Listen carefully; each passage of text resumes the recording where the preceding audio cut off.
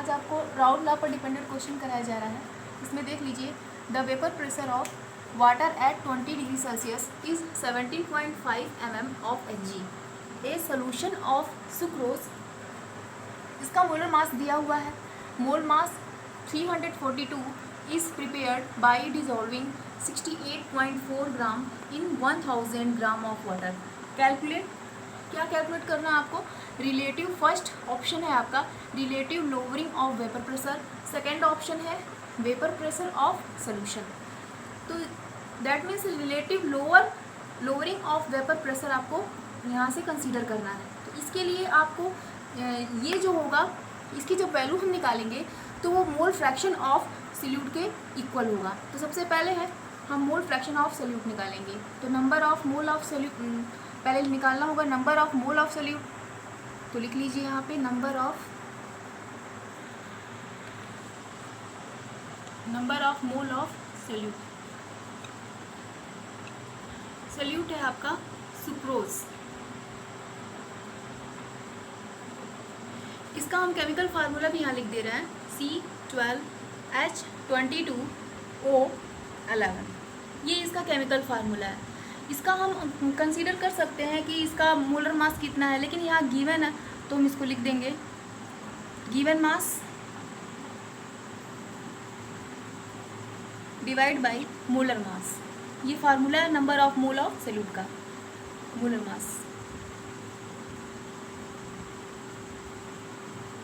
ये equal to given mass, कितने given दिए हुए हैं, इसमें कितना दिया हुआ है आपको देख लीजिए 68.4 ग्राम ये आपका सुक्रोज है।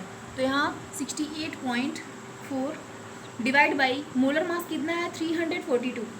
इसको कैलकुलेट करेंगे तो 0.2 मोल, ये आपके number of mole of solute निकल आएंगे।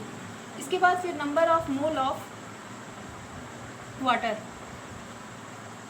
वाटर को कंसीडर हम लोग करते हैं सॉल्वेंट से,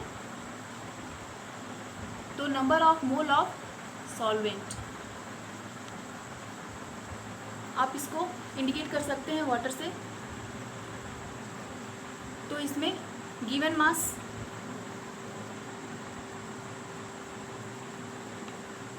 डिवाइड बाय मोलर मास। तो इसका कितना दिया है वाटर का 1000 ग्राम, तो यहाँ पे पुटअप करेंगे 1000 डिवाइड बाय मोलर मास कितना होता है वाटर का 18।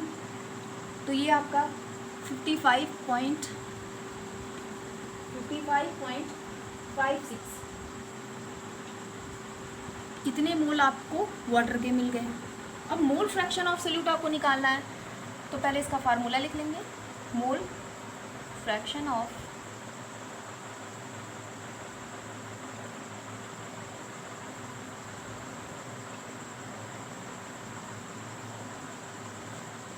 Solute, that means sucrose. ये हो जाएगा, ये इक्वल होगा number of mole of component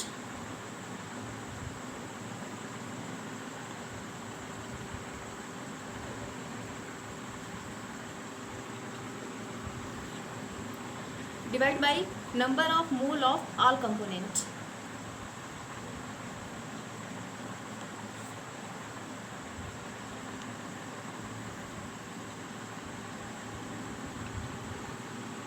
देखिए इसका मतलब ये हुआ कि आपको जो मोल फ्रैक्शन ऑफ सॉल्यूट निकालना है सुक्रोज का, वो number of mole of component जो इसके अकॉर्डिंग निकलेगा, number of mole of component. यानी ये आपका कंपोनेंट, इसके अकॉर्डिंग आपको नंबर ऑफ मोल निकालना होगा, फिर number of mole of all component.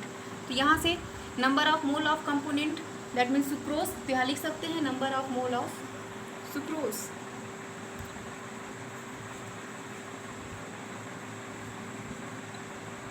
Divide by number of mole of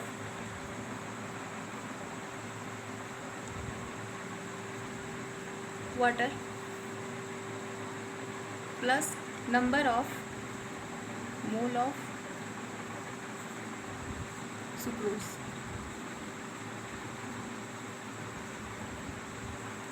तो number of mole of sucrose कितना है 0.2, तो 0.2 mole number of mole of water कितना है 55.56 मोल, तो यहाँ पे लिख देंगे 55.56 प्लस ये वाटर का है नंबर ऑफ मोल, और ये नंबर ऑफ मोल सुक्रोज का कितना है 0.2।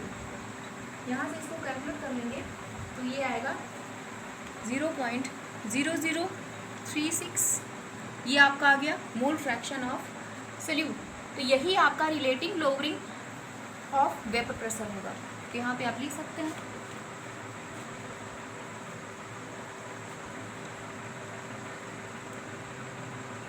Relative lowering pressure, lowering of vapour pressure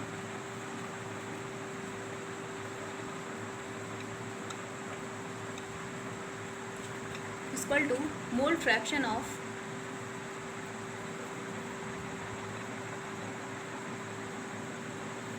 solute, that means sucrose।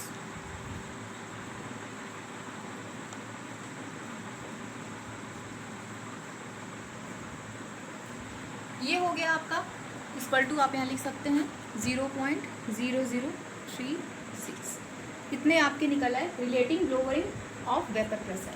अब देखिए सेकेंड ऑप्शन में आपको पूछा जा रहा है वेपर प्रेशर ऑफ सोल्यूशन। तो वेपर प्रेशर ऑफ सोल्यूशन के लिए लिखेंगे सेकेंड ऑप्शन, ये आपका फर्स्ट ऑप्शन है, ये सेकेंड ऑप्शन।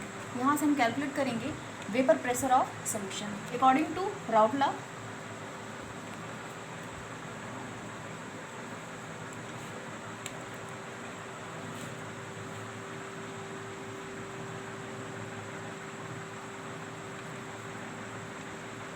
ये देखिए यहाँ पर इस मेथड के अकॉर्डिंग आपको क्या मिलेगा कि P0 A minus PA divide by P0 A equal to zeta B. That means zeta B क्या हो जाएगा मोल फ्रैक्शन ऑफ सोल्यूट।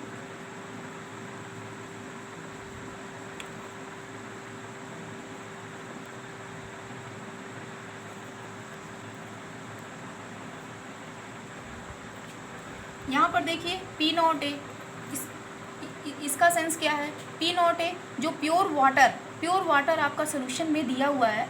तो जब प्योर वाटर को हम आप सॉलिड में मिला देंगे, मिक्सअप करेंगे, सॉल्यूशन बनाएंगे, तो उसके अकॉर्डिंग आपको जो मिलेगा सोल्यूशन का वेपर प्रेशर वो PA है। और प्योर वाटर जब अलग से सॉल्वेंट के थ्रू हम उसको यूज़ करेंगे तो वो प्योर वाटर का वेपर प्रेशर काउंटिंग किया जाएगा। तो प्योर वाटर का वेपर प्रेशर आपके क्वेश्चंस में दिया है 17.5 mm ऑफ Hg। ये आपका vapour pressure of water at 20 degree Celsius. तो प्योर वाटर का यहाँ से कंसिडर कर लेंगे। देख लीजिए यहाँ वैल्यू रखेंगे, साइड में हम लिख सकते हैं P0 A वेप इक्वल टू क्या हो जाएगा आपका vapour pressure of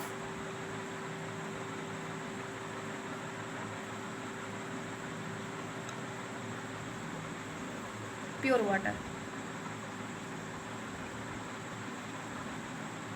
equal to कितना दिया हुआ है 17.5 mm ऑफ Hg।